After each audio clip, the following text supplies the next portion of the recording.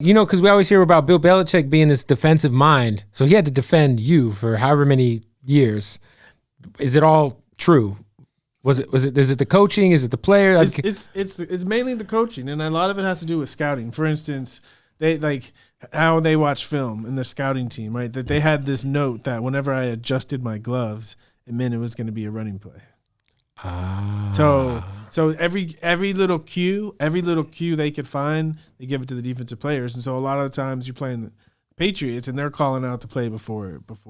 And was that true? It's true. So every time you just.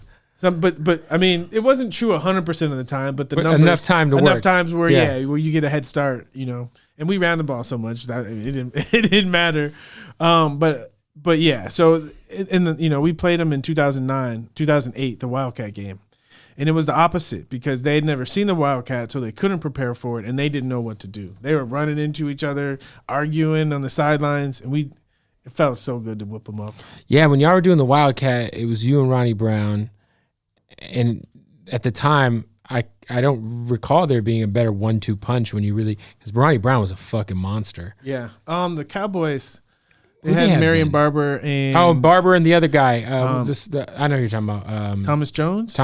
Was it Thomas? No, Thomas Jones. No, Felix Jones. Felix Jones and yes. Marion Barber. Yes. Yeah. But the Wildcat.